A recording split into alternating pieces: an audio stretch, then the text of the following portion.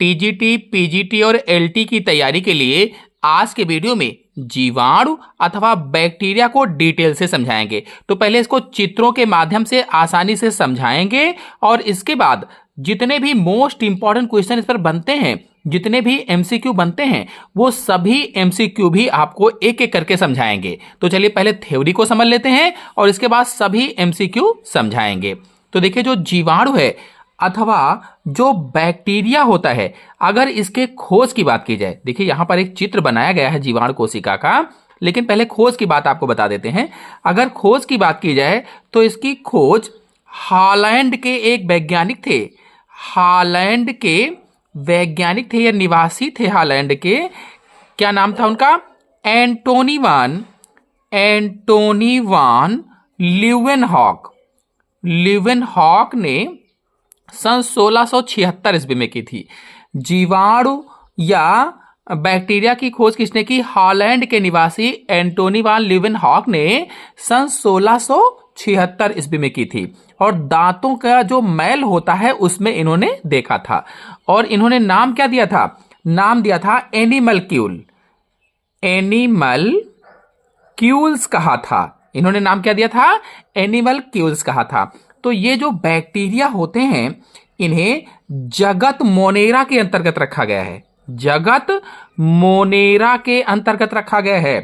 Kingdom Monera के अंतर्गत bacteria को रखा गया है और ये सभी प्रोकैरियोटिक जीव होते हैं। जगत मोनेरा के अंतर्गत जितने भी जीवधारी आते हैं वो सभी प्रोकैरियोट होते हैं, एक कोशिकीय जीव होते हैं। अब देखिए, यहां पर एक जीवाणु कोशिका को बनाया गया है और इस जीवाणु कोशिका में क्या क्या चीजें दिखाई गई हैं। क्योंकि प्रोकैरियोटिक है तो केंद्रक स्पष्ट रूप से नहीं होगा। ये इसका बैक्टीरिया है तो बैक्टीरियल डीएनए हो जाएगा। ये कोशिका द्रव्य ये पूरा हो जाएगा। कोशिका भित्ति ये ऊपर वाली है। फ्लैजिला एक यहाँ पर दिखाया गया है और यहाँ पर एक एक्स्ट्रा क्रोमोसोमल मटेरियल होता है जिसे प्लाज्मिड कहा जाता है। राइबोसोम पाए जाते हैं और ये यहाँ पर मीसोसोम हो जाएगा। मीसोसोम हो जाएगा। अब एक एक करके डिटेल से आपको समझाते हैं। तो सबसे पहले इसके प्लाज्मिड के बारे में थोड़ी सी जानकारी जान लेते हैं। देखिए, जो प्लाज्मिड होता है, इस प्लाज्मिड को एक्स्ट्रा क्रोमोसोमल मटेरियल कहा जाता है। एक्स्ट्रा क्रोमोसोमल जेनेटिक मटेरियल कहा जाता है। यानी कि हिंदी में कहें तो अतिरिक्त गुणसूत्रीय पदार्थ। अतिरिक्त गुणसूत्रीय पदार्थ या अतिरिक्त गुणसूत्रीय अनुवांशिक पदार्थ कहा जाता है या अतिरिक्त डीएनए आप कह सकते हो। और ये करता क्या है? तो जो जीवाणु होता है, जीवाणु को विशेष गुण प्रदान करता है। विशेष गुण प्रदान करता है। जो प्लाज्मिड होता है एक्स्ट्रा क्रोमोसोमल जेनेटिक मटेरियल होता है और ये जो जीवाणु होता है, जो बैक्टीरिया होता है, उसका अतिरिक्त गुणसूत्रीय पदार्थ होता है और जीवाणु को विशेष गुण प्रदान करता है और इसका उपयोग जेनेटिक इंजीनियरिंग में किया जाता है। जेनेटिक इंजीनियरिंग में इसका उपयोग किया जाता है। क्या करने के लिए किया जाता है? तो जीन स्थानांतरण के लिए। और किस तरह से इसका उपयोग किया जाता है? तो वेक्टर या वाहक के रूप में किया जाता है। जो प्लाज्मिड है इसका उपयोग वेक्टर या वाहक के रूप में जेनेटिक इंजीनियरिंग या आनुवांशिक अभियांत्रिकी का उपयोग किया जाता है। अब देखिए, यहां पर फ्लैजिला के बारे में थोड़ी सी जानकारी इसके हम बता देते हैं। जो इसका फ्लैजिला होता है, ये फ्लैजिला के आधार पर जीवाणु कई प्रकार के होते हैं। एक तो मोनोट्राइकस जीवाणु होते हैं। मोनोट्राइकस जीवाणु में जैसे एक जीवाणु है तो जीवाणु के एक सिरे पर एक फ्लैजिला पाया जाता है जिसे मोनोट्राइकस कहा जाता है। जीवाणु के मान लीजिए जीवाणु है तो जीवाणु के एक सिरे पर एक फ्लैजिला है जिसे मोनोट्राइकस कहा जाता है। और एम्फीट्राइकस भी होता है। एम्फीट्राइकस में जैसे ये जीवाणु है तो जीवाणु के दोनों सिरों पर एक एक फ्लैजिला पाया जाता है। इस सिरे पर भी एक फ्लैजिला और इस सिरे पर भी एक फ्लैजिला, तो इसे एम्फीट्राइकस कहा जाता है। और एक लोफोट्राइकस होता है। लोफोट्राइकस में क्या होता है? कि जैसे ये जीवाणु है तो इसके एक सिरे पर फ्लैजिला का गुच्छा पाया जाता है। इस तरह से बहुत सारे फ्लैजिला पाए जाते हैं, तो उसे लोफोट्राइकस कहा जाता है। और एक और होता है पेरीट्राइकस। पेरीट्राइकस होता है। जो पेरीट्राइकस है, इसमें पूरा जो जीवाणु होता है इसके पूरे शरीर पर फ्लैजिला पाए जाते हैं। तो फ्लैजिला के आधार पर जीवाणु मुख्य रूप से 4 प्रकार के मैंने बताया। मोनोट्राइकस, जिसमें जीवाणु के एक सिरे पर एक फ्लैजिला पाया जाता है, जैसे स्यूडोमोनास में जैसे होता है। और एम्फीट्राइकस में जैसे ये जीवाणु होता है इसके दोनों सिरों पर एक एक फ्लैजिला पाया जाता है, जैसे नाइट्रोसोमोनास में होता है। और लोफोट्राइकस में जैसे ये जीवाणु है तो इसके एक सिरे पर फ्लैजिला का गुच्छा पाया जाता है। फ्लैजिला का गुच्छा तो जैसे स्पाइरिलम में होता है। और पेरीट्राइकस जो होता है, पेरीट्राइकस में पूरे शरीर पर फ्लैजिला पाए जाते हैं, जैसे क्लास्ट्रीडियम में होता है। तो ये फ्लैजिला के आधार पर जीवाणु के प्रकार हो जाएंगे। अच्छा, यहां पर जो प्लाज्मिड है इसके बारे में थोड़ी सी जानकारी आपको और बता देते हैं। देखिए, जो प्लाज्मिड होता है, ये प्लाज्मिड कई प्रकार के होते हैं। प्लाज्मिड अलग अलग बैक्टीरिया में अलग अलग प्रकार के होते हैं। तो इसमें जैसे एफ फैक्टर है, ऐसे ही टीआई प्लाज्मिड पाया जाता है, टीआई प्लाज्मिड होता है। ऐसे ही कॉल फैक्टर होता है, ऐसे ही आर फैक्टर होता है, आर फैक्टर। तो ये जो एफ फैक्टर है ये एस्चेरेशिया कोलाई में पाया जाता है, एस्चेरेशिया कोलाई में। और जो टीआई फैक्टर है ये एग्रोबैक्टीरियम ट्यूमीफेसियंस में पाया जाता है। एग्रोबैक्टीरियम ट्यूमीफेसियंस में टीआई प्लाज्मिड पाया जाता है। जो कॉल फैक्टर है, ये कॉल फैक्टर जो होता है ये मुख्य रूप से देखा जाए तो ई कोलाई में ही पाया जाता है। जो आर फैक्टर है ये ई कोलाई में है और साल्मोनेला में है, इनमें आदि में पाया जाता है। अब थोड़ी जानकारी जीवाणु के बारे में और आपको समझा देते हैं। तो देखिए, जो जीवाणु है, जीवाणु को जगत मोनेरा के अंतर्गत रखा गया। मैंने बताया जगत मोनेरा के अंतर्गत जीवाणु को रखा गया है। और जगत मोनेरा को मुख्य रूप से 3 भागों में बांटा गया। पहला आर्की बैक्टीरिया, दूसरा यू बैक्टीरिया और तीसरा बांटा गया साइनो बैक्टीरिया। तो जगत मोनेरा को 3 भागों में बांटा गया। आर्की बैक्टीरिया, यू बैक्टीरिया और साइनो बैक्टीरिया। आर्की बैक्टीरिया के अंतर्गत आद्य जीवाणु आते हैं, आद्य जीवाणु जिन्हें आप प्रथम जीव कह सकते हैं, प्रथम जीव। और यू बैक्टीरिया के अंतर्गत वास्तविक जीवाणु आते हैं, वास्तविक जीवाणु इसके अंतर्गत आते हैं। और साइनो बैक्टीरिया के अंतर्गत नील हरित शैवाल आती है, नील हरित शैवाल आती है। अब ये जो आर्की बैक्टीरिया है, इसमें जितने भी जीवाणु आते हैं, जो प्रथम जीव हैं, जो आद्य जीवाणु हैं, इनकी कोशिका भित्ति प्रोटीन की बनी थी। प्रोटीन प्लस नॉन सेल्यूलोजिक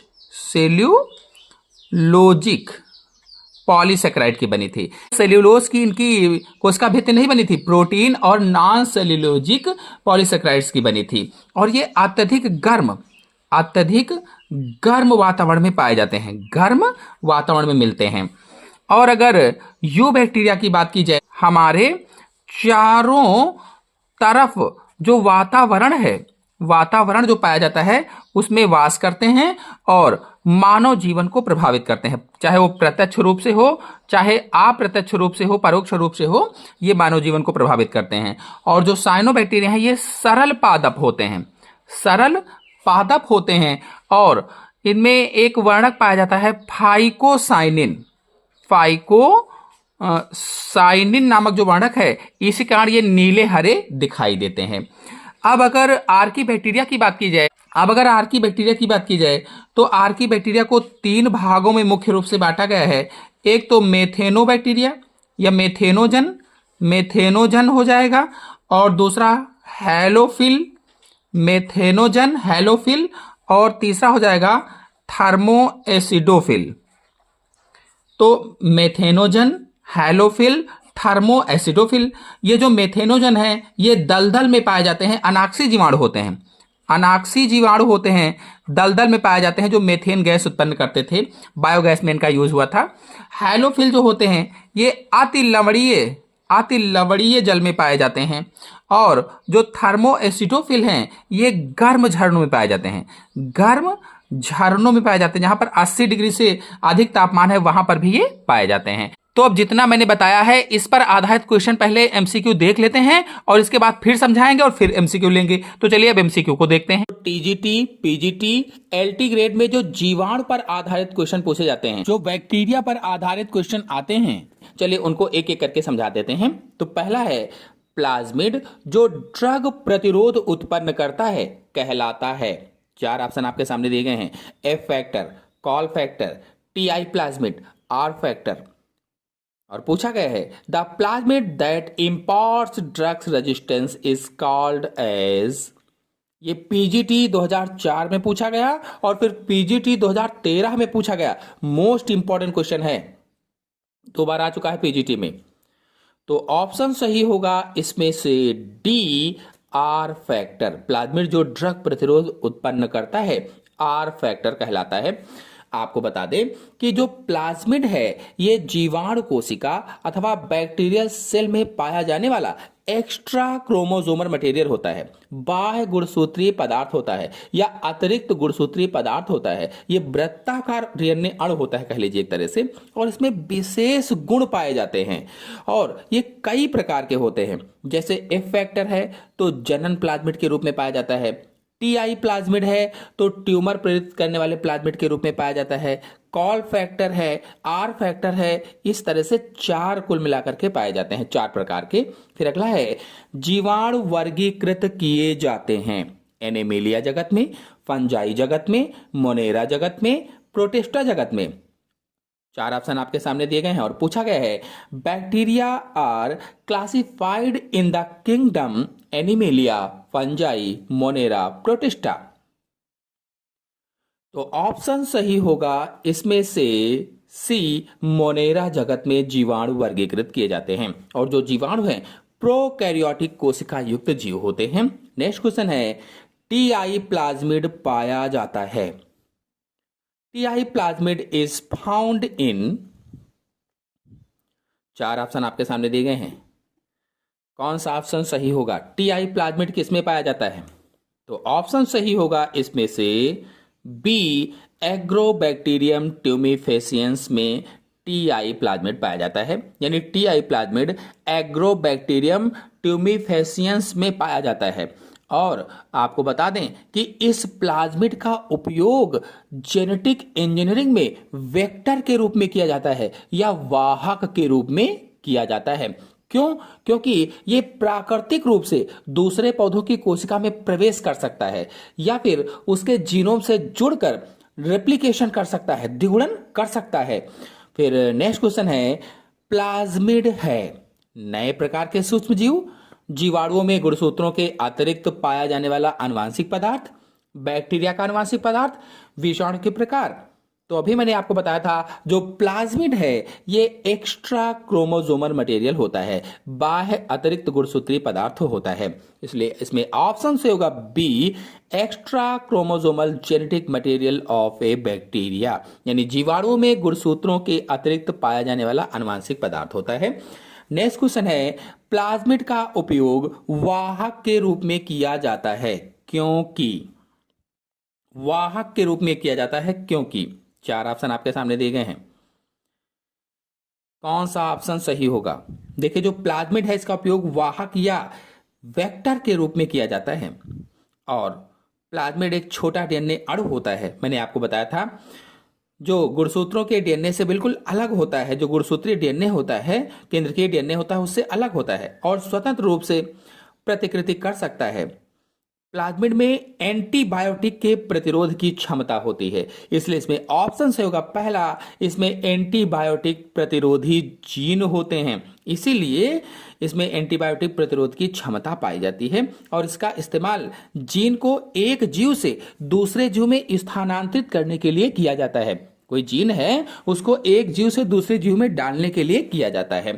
फिर अगला है जीवाणु का एक्स्ट्रा क्रोमोसोमल डीएनए कहलाता है? देखिए, उसी क्वेश्चन को किस तरह से घुमा घुमा कर कई बार पूछा जाता है कि extra chromosomal DNA of bacteria is called, तो हम सभी लोग जानते हैं उसे प्लाज्मिड कहा जाता है। नेक्स्ट क्वेश्चन है, जीवाणुओं में गुणसूत्रीय आनुवांशिक तत्व से जुड़ा रहने वाला गुणसूत्र बाह्य आनुवांशिक तत्व कहलाता है। देखिए किस तरह से उसी क्वेश्चन को घुमाया गया है। तो किसी भी तरह से क्वेश्चन को घुमाया जाए, अगर आपको आता है तो आप क्या बताएंगे इसमें आंसर? प्लाज्मिड सही होगा, पहला वाला ऑप्शन सही होगा। एलटी ग्रेड 2018 में क्वेश्चन पूछा जा चुका है ये।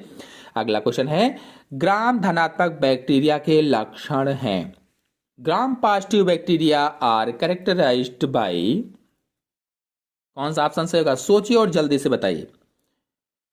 तो इसमें जितने भी लक्षण लिखे गए हैं सभी सही हैं, इसका मतलब ऑप्शन सही होगा डी वाला, उपर्युक्त सभी, यानी all of the above. Next question है, निम्नलिखित सुमेलित युग्मों में कौन सा गलत है? यानी जितने भी यहां पर जोड़े दिए गए हैं इनमें से कौन सा ऐसा है जो गलत है? Which one of the following matching pair is wrong? तो इसका आंसर सही होगा पहला, जीवाणु कोशिका भित्ति सेल्यूलोज, यानी जीवाणु कोशिका जो भित्ति होती है वो सेल्यूलोज की नहीं बनी होती है। नेक्स्ट क्वेश्चन है, ग्राम अभिरंजन के लिए प्रयुक्त किया जाने वाला अभिरंजक है। Stain used for gram staining is, कौन सा ऑप्शन सही होगा? आपको बता दें कि ग्राम अभिरंजन जीवाणुओं के लिए प्रयोग किया जाता है और इसमें 2 चरणों में क्रिस्टल वायलेट और आयोडीन विलयन का उपयोग किया जाता है, इसलिए इसमें ऑप्शन सही होगा सी, क्रिस्टल वायलेट। नेक्स्ट क्वेश्चन है, एक छोर पर कसाब के एक गुच्छे वाला जीवाणु कहलाता है। बहुत ही ज्यादा इंपॉर्टेंट क्वेश्चन है। एक छोर पर कसाब के एक गुच्छे वाले जीवाणु को क्या कहा जाता है? Monotrichous, lophotrichous, amphitrichous, peritrichous. 4 option आपके सामने दिए गए हैं और कहा गया है एक छोर पर कसाब के एक गुच्छे वाला जीवाणु, यानी ऐसा जीवाणु जिसके एक छोर पर, एक सिरे पर कसाब का एक गुच्छा पाया जाता है, उसे क्या कहा जाता है? Monotrichous, lophotrichous, amphitrichous, peritrichous. जो मोनोट्राइकस है इसमें एक सिरे पर केवल एक फ्लैजिला पाया जाता है और जो एम्फीट्राइकस है दोनों सिरों पर एक एक फ्लैजिला पाया जाता है और जो पेरीट्राइकस है संपूर्ण सतह पर फ्लैजिला पाए जाते हैं। तो यहां पर गुच्छे की बात की गई है और गुच्छा लोफोट्राइकस में पाया जाता है। ऑप्शन सही आप बी कर सकते हैं। और ये क्वेश्चन 2 बार पूछा गया, टीजीटी 2004 में और टीजीटी 2021 में, और इसके अलावा भी बीपीएससी में भी 2023 में क्वेश्चन पूछा गया था। जीवाणु जिनमें एक सिरे पर गुच्छे में कसाब होते हैं कहलाते हैं। सोचिए और बताइए। अभी मैंने आपको समझाया है, bacteria with a tuft of flagella at one end are called as, option कौन सा सही होगा? तो इस क्वेश्चन का आंसर आप सभी लोग कमेंट बॉक्स में दीजिए। नेक्स्ट क्वेश्चन है, किसी जीवाणु के फ्लैजिला में माइक्रोट्यूब्यूल का क्रम होता है। Microtubular arrangement in a bacterial flagellum is, कौन सा ऑप्शन सही होगा? तो पीजीटी 2011 में क्वेश्चन पूछा जा चुका है, तो इसका ऑप्शन सही होगा सी, और सी में है 9+0, यानी जीवाणु में उपस्थित जो फ्लैजिला होता है उसमें माइक्रोट्यूब्यूल का क्रम 9+0 होता है, जबकि यूकैरियोटिक कोशिकाओं में 9+2 क्रम होता है। जो 9+2 वाला ऑप्शन है दूसरा वाला, ये यूकैरियोटिक कोशिकाओं में है जिसमें 9 सूत्र किनारे पर और 2 सूत्र बीच में पाए जाते हैं, और जीवाणु व माइकोप्लाज्मा में प्रोकैरियोटिक कोशिकाएं पाई जाती हैं, इसलिए इसमें 9+0 होगा। नेक्स्ट क्वेश्चन है, दूध से दही किसके द्वारा बनता है? Acetobacter aceti, bacillus megatherium, xanthomonas citri, उपर्युक्त तो कोई नहीं। Milk is change into curd by, option सही होगा इसमें से डी वाला, उपर्युक्त में से कोई नहीं, क्योंकि इसमें ऑप्शन नहीं दिया गया। दूध से दही उत्पन्न करने वाले जीवाणु स्ट्रेप्टोकोकस लैक्टस तथा लैक्टोबैसिलस लैक्टस होते हैं। आपको बता दें कि दूध से दही उत्पन्न करने वाले जो जीवाणु होते हैं वो स्ट्रेप्टोकोकस लैक्टस और लैक्टोबैसिलस होते हैं। ये जीवाणु दूध में उपस्थित शर्करा को लैक्टिक अम्ल में चेंज कर देते हैं, जिससे दूध से दही प्राप्त होता है, जबकि इसमें ऑप्शन वो नहीं था। नेक्स्ट क्वेश्चन है, एंटीबायोटिक शब्द किसने दिया? Fleming, Waksman, Funk, Jenner. Terms antibiotic was coined by. Option सही होगा इसमें से बी, वॉक्समैन ने एंटीबायोटिक शब्द दिया था। और ये पीजीटी 2013 में क्वेश्चन पूछा गया था। आपको बता दें कि एंटीबायोटिक शब्द वॉक्समैन ने प्रतिपादित किया था और इन्होंने स्ट्रेप्टोमाइसिन नामक एंटीबायोटिक का निर्माण भी किया था। और फ्लेमिंग ने सबसे पहले एंटीबायोटिक की खोज की थी। फ्लेमिंग ने, अलेक्जेंडर फ्लेमिंग ने सबसे पहले एंटीबायोटिक की खोज की थी और पेंसिलिन नामक एंटीबायोटिक बनाई थी। नेक्स्ट क्वेश्चन है, जब किसी रोगकारी जीव अथवा विष के विरुद्ध तैयार प्रतिरक्षियां शरीर में प्रविष्ट कराई जाती हैं, कहलाता है, क्या कहलाएगा? 4 ऑप्शन आपके सामने दिए गए हैं। ऑप्शन सही होगा इसमें से पहला, कृत्रिम निष्क्रिय टीकाकरण कहलाता है। कोई भी रोगकारी जीव है या विष है, उसके विरुद्ध तैयार जो प्रतिरक्षियां होती हैं वो उसी को मारकर, उसी के सूक्ष्मजीवों को मारकर या निष्क्रिय करके बनाई गई वैक्सीन होती है जो प्रविष्ट कराई जाती है। नेक्स्ट क्वेश्चन है, निम्नलिखित में से किस रोग को टीकाकरण द्वारा नहीं रोका जा सकता है? Polio, diphtheria, pneumonia, amoebiasis. Which of the following disease can not be prevented by vaccination? Polio, diphtheria, pneumonia and amoebiasis. तो ऑप्शन सही होगा इसमें से डी, अमीबियासिस। आपको बता दें जो अमीबियासिस है ये एक संक्रामक रोग है जो एंट अमीबा हिस्टोलिटिका नामक परजीवी के कारण होता है, पैरासाइट के कारण होता है, और इसे टीकाकरण के द्वारा नहीं रोका जा सकता। जबकि पोलियो है, डिप्थीरिया है, निमोनिया है, ये टीकाकरण या वैक्सीनेशन के द्वारा रोके जा सकते हैं। नेक्स्ट क्वेश्चन है, इनमें से कौन सा सूक्ष्म जीव नाइट्रोजन स्थिरीकरण में मुख्य भूमिका निभाता है? राइजोबियम, लैक्टोबैसिलस, स्यूडोमोनास, इनमें से कोई नहीं। Which of this micro organism play an important role in nitrogen fixation? TGT 2013 में क्वेश्चन पूछा जा चुका है। कौन सा ऑप्शन सही होगा? ऑप्शन सही होगा इसमें से पहला, राइजोबियम। आपको बता दें कि राइजोबियम जीवाणु लेग्यूमिनेसी कुल के पौधों की जड़ ग्रंथियों में सहजीवी के रूप में पाया जाता है। जो दलहनी कुल है, दलहनी पौधे होते हैं, उनकी जड़ ग्रंथियों में पाया जाता है, वहीं पर रहता है और वहां पर रहकर नाइट्रोजन का स्थिरीकरण करता है, नाइट्रोजन का फिक्सेशन करता है। नेक्स्ट क्वेश्चन है, जैंथोमोनास सिट्राइड निम्न के लिए एक रोग कारक जीव होता है? 4 ऑप्शन आपके सामने देगा और पीजीटी 2013 में क्वेश्चन पूछा जा चुका है। ऑप्शन सही होगा इसमें से सी, सिट्रस कैंकर। और आपको बता दें जो सिट्रस कैंकर है ये नींबू कुल के पौधों में लगने वाला एक प्रकार का रोग होता है। फिर अगला क्वेश्चन है, सिट्रस कैंकर एक उदाहरण है? जीवाणु जनित बीमारी, विषाणु जनित बीमारी, फफूंदी जनित बीमारी, शैवाल जनित बीमारी। Citrus canker is an example of A bacterial disease, यानी जीवाणु जनित बीमारी होती है। एलटी ग्रेड 2018 में क्वेश्चन पूछा जा चुका है ये। अगला क्वेश्चन है, सिट्रस कैंकर रोग उत्पन्न होता है? स्यूडोमोनास से, जैंथोमोनास से, बैसिलस से, इनमें से किसी से नहीं। Citrus canker disease is caused by. TGT 2013 में क्वेश्चन पूछा जा चुका है। ऑप्शन सही होगा इसमें से जैंथोमोनास सिट्राई से सिट्रस कैंकर रोग उत्पन्न होता है। फिर अगला क्वेश्चन है, सिट्रस कैंकर नामक रोग होता है। देखिए किस तरह से क्वेश्चन घुमा घुमा कर 2-3 बार पूछा गया है। 2018 एलटी ग्रेड में आया, फिर 2013 टीजीटी में आया, फिर 2016 टीजीटी में पूछा गया था कि सिट्रस कैंकर नामक रोग उत्पन्न होता है। बहुत ही ज्यादा इंपॉर्टेंट क्वेश्चन है, कवक से, विषाणु से, जीवाणु से, कैल्शियम की कमी से। तो the disease citrus canker is caused by, option से होगा सी, बैक्टीरिया।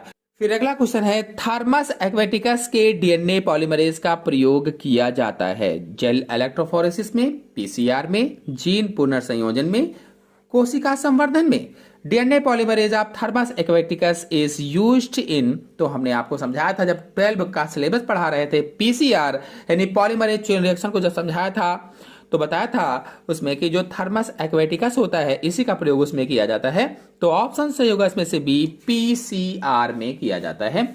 और आपको बता दें कि थर्मस एक्वेटिकस एक जीवाणु है या बैक्टीरिया है जो गर्म झरनों में पाया जाता है, हॉट सल्फर स्प्रिंग्स में पाया जाता है। और इसमें डीएनए पॉलीमरेज एंजाइम जो होता है ये अति उच्च ताप पर भी कार्य करता है, 80 डिग्री तापमान पर भी कार्य कर सकता है। इसीलिए इसका उपयोग पीसीआर में किया जाता है या पॉलीमरेज चेन रिएक्शन में किया जाता है। नेक्स्ट क्वेश्चन है, पीसीआर में प्रयुक्त डीएनए पॉलीमरेज किस जीव से प्राप्त किया जाता है? देखिए उसी क्वेश्चन को किस तरह से घुमाकर पीजीटी 2011 में पूछा गया था। तो इसमें ऑप्शन सही होगा D, Thermus aquaticus. Next question है, जीवाणु से होता है बैक्टीरिया कास्ट, क्या होगा? पीजीटी 2013 में क्वेश्चन पूछा जा चुका है। जीवाणु से होता है, ऑप्शन सही होगा इसमें से डी, उपयुक्त सभी। यानी जीवाणु से विषाक्त भोजन भी हो सकता है, मनुष्यों में रोग भी हो सकते हैं, पौधों में भी रोग भी हो सकते हैं। नेक्स्ट क्वेश्चन है, निम्नलिखित में से कौन बिना किसी विशिष्ट आकृति का होता है? Which of the following is without any specific से? ऑप्शन सही होगा इसमें से भी माइकोप्लाज्मा। जो माइकोप्लाज्मा है ये गोल भी होता है, ताराकार भी होता है, अनियमित पिंड के रूप में भी होता है, किसी भी प्रकार का हो सकता है। ये बहुरूपी जीव होता है या पॉलीमॉर्फिक होता है। नेक्स्ट क्वेश्चन है, जीवाणु उपयोगी होते हैं। जीवाणु उपयोगी होते हैं। Bacteria are beneficial all of the above, यानी in preparing antibiotic, in preparing serum and vaccines, in preparing curd, प्रतिजैविक बनाने में, सीरम और वैक्सीन बनाने में, दही बनाने में आदि में इनका उपयोग किया जाता है। नेक्स्ट क्वेश्चन है, जीवाणु होते हैं। फिर से क्वेश्चन पूछा गया पीजीटी 2013 में, और वो भी 2013 में पूछा गया था। ऑप्शन सही होगा इसमें से पहला, एक कोशिकीय जीव होते हैं, यूनिसेलुलर ऑर्गेनिज्म होते हैं। नेक्स्ट क्वेश्चन है, निम्नलिखित में से कौन सही सुमेलित नहीं है?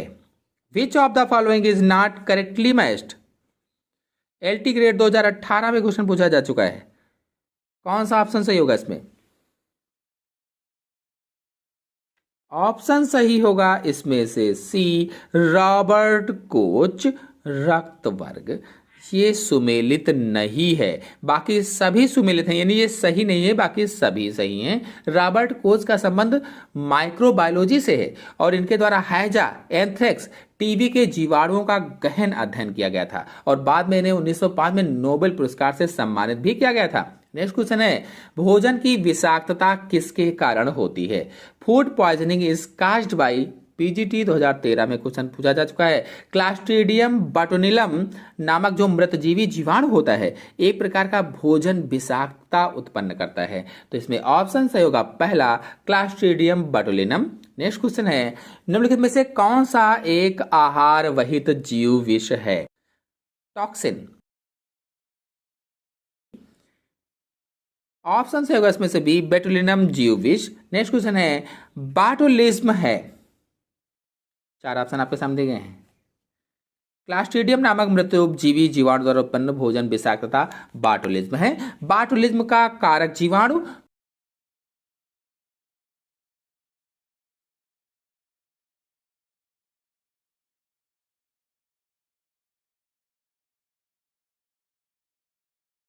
तो अभी मैंने बताया था क्लास्ट्रीडियम होता है। बाटुलिज्म पैदा करने वाला जीवाणु संबंधित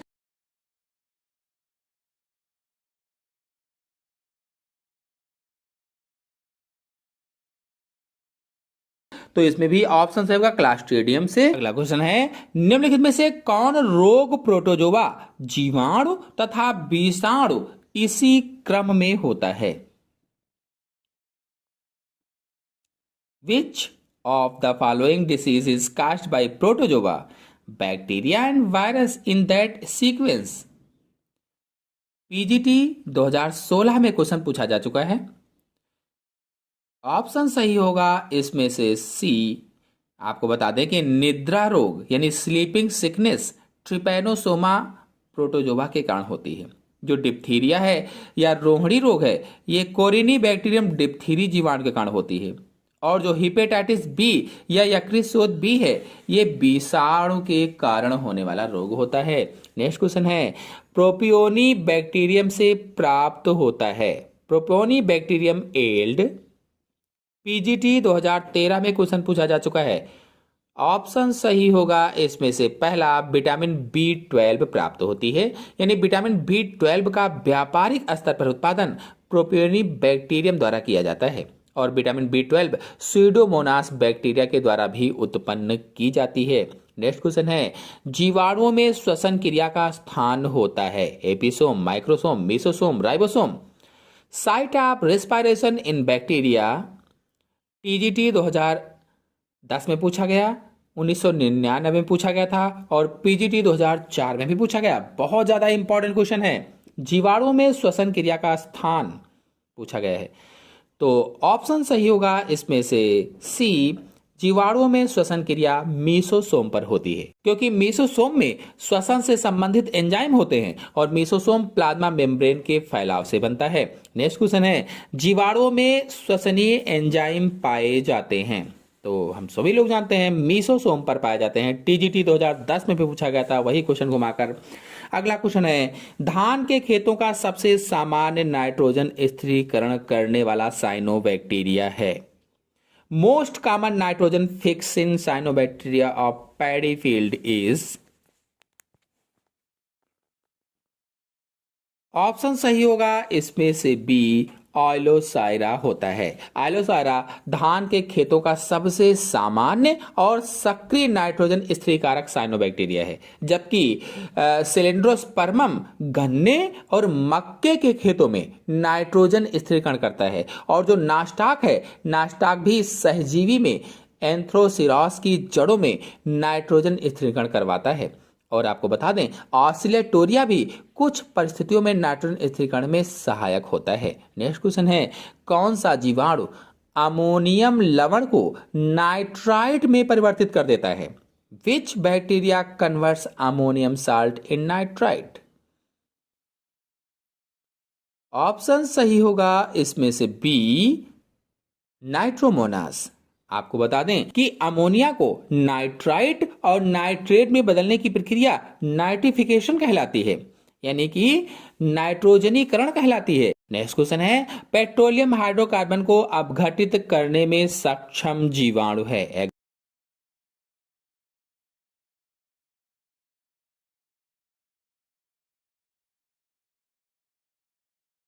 पर आधारित आगे के इंपॉर्टेंट एमसीक्यू नेक्स्ट वीडियो में लेकर के आएंगे। आशा है आपको आज के सभी क्वेश्चन अच्छी तरह समझ में आ गए होंगे। समझ में आ गए हो तो वीडियो को लाइक कीजिए, अपने सभी दोस्तों में शेयर कीजिए। चैनल पहली बार आए हैं तो चैनल को सब्सक्राइब भी कर लीजिए। धन्यवाद।